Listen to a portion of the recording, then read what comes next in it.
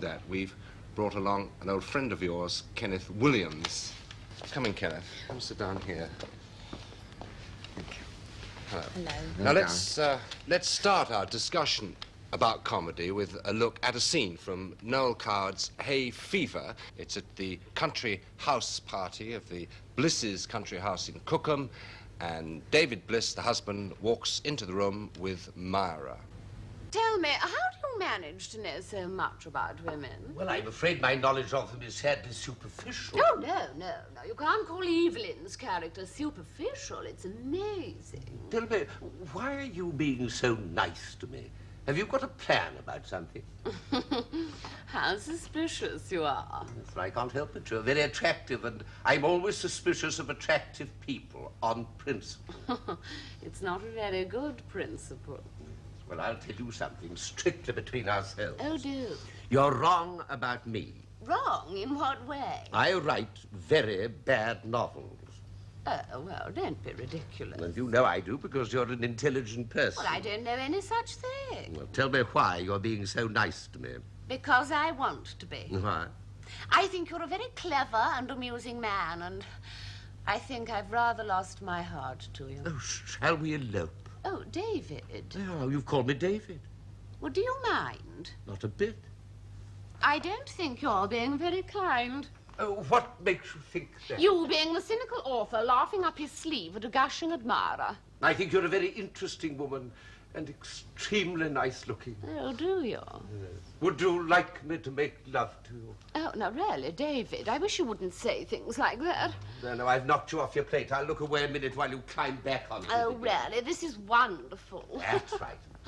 Now then. Now then what? You're adorable, you're magnificent, you're tawny. I am not in the least tawny. Now, don't argue. This is sheer affectation. Well, affectation's very nice. No, it isn't. It's odious. No, you mustn't be cross. I'm not in the least cross. Yes, you are, but you're very alluring. Alluring? Terribly. How sweet of you. I can hear your brain clicking. It's really very funny. Yes, well, that was rather rude. You have been consistently rude to me for hours. Never mind. Why have you? I'm always rude to people I like. Oh, do you like me? Enormous. Oh, how sweet of you. But I don't like your methods. Methods? What methods? Well, you're far too pleasant to occupy yourself with the commonplace.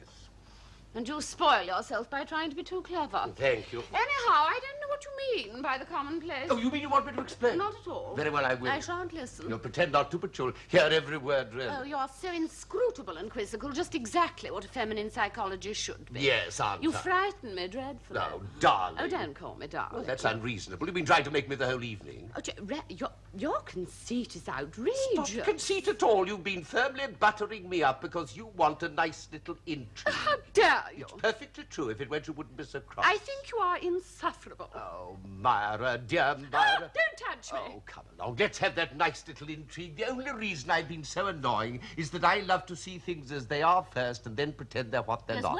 words, masses and masses of words. Yes, well, they're great fun to play with. I am glad you think so. Personally, they bore me stiff. Myra, don't be statuesque. Yes, let go of my You're hand. charming. Let go I of my won't. hand. You will. Oh, Oh, I'm so sorry. you're perfectly sweet. Oh, David. Oh, you must say this is an entrancing amusement. Maggie, that was your first Noel Coward play, and you were a tremendous success in it. Did you enjoy playing it? Yes, I did enjoy it very much. Actually, I had been in Hay Fever before on television, but I hadn't played that part. Did you see this production, Kenneth? No, I wasn't able to see that production, no. I must say it's very, very funny excerpt. So loud. Now, you two have worked together how often in what? Well, we first worked together in a review that Bamber Gascoigne won, Show My Lettuce. It was in 57. And then we didn't work again until 62, when we did the Schaffer plays, Private Ear and Public Eye. Well, yeah, because Kenneth phoned me up one morning Oh, yes. and said that he'd read a marvellous play, and I ought to get in touch with my agent straight away because there was a great part in it for me. He thought I'd be absolutely marvellous in it. And I said, oh, I'm doing it, Kenneth. And he said, oh, you are mean. You might have said that you thought I'd be good in it. And then, of course, do you remember what happened after that? We decided to have a meeting to discuss it. Do you remember? No. Yes, we did. And you came round to the flat. And you said, well, what are you going to do with it? Remember? And, of course, this is one of the reasons why we're really not the sort of people to discuss comedy at all, in No, actual because we- fact. Because we both have a horror of really dissecting it, you know. We both believe in the idea of getting a technical sort of excellence, I mean, the learning with the moves and all that kind of thing, but with the idea that the audience only is what's going to teach you anything about the playing of comedy. Now, this is a belief we both share, isn't it?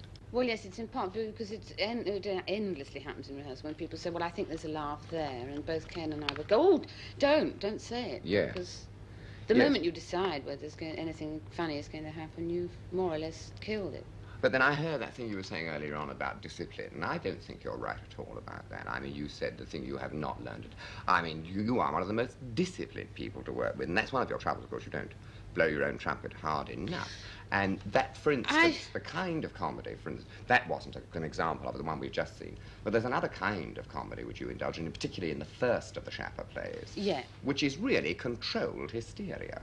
And without the control of that almost bubbling panic, without that control, you could never have got those kind of laughs.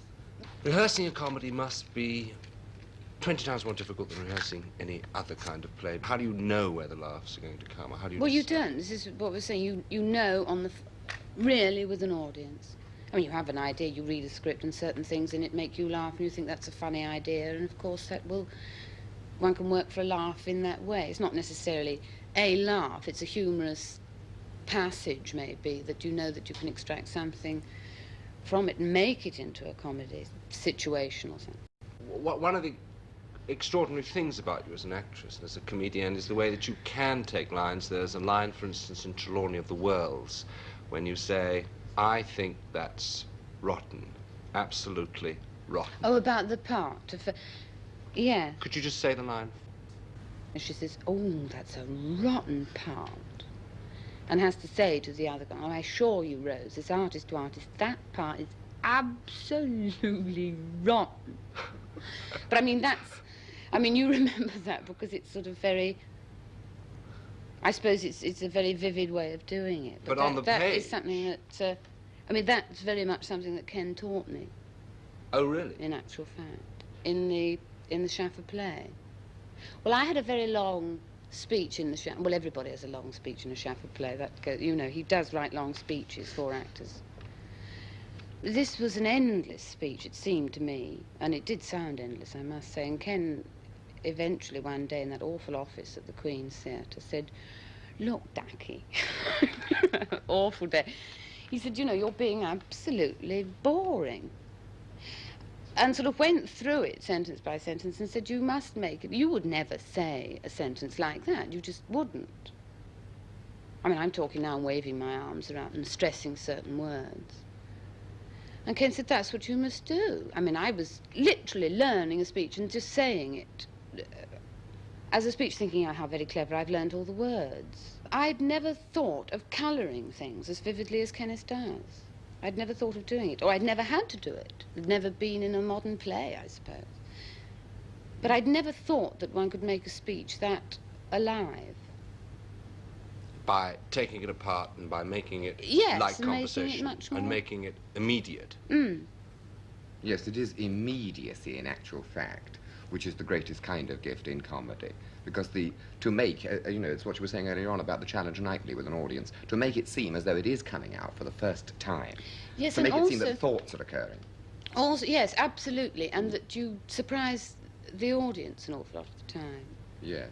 I mean, that a thought comes to you very quickly, and therefore it surprises the audience. It's rather like, the quickness of the hand deceives the eyes. It's the same thing with comedy. Well, this is the marvellous thing about you, is that electricity thing of understanding the rhythm of it and knowing the feed and knowing the tag's got to be played on an upward inflection. Yes, exactly. And how does she do that? Well, it's by this almost, I think it's innate, this feeling of a natural rhythm in the script, and it's got to be maintained, achieved. I mean, one day when I did say that thing about the speech which Maggie quoted earlier on, she in actual fact said, yes, well, I'll get it in 3 weeks. You see, in actual fact, you did. Well, I know, I think I was lying, Ken. Yes, but I mean, I what didn't you want to meant be was that told you how had to to do it. explore. Yes, but it was a thing of exploration. The reason, for instance, that you got the great Yock on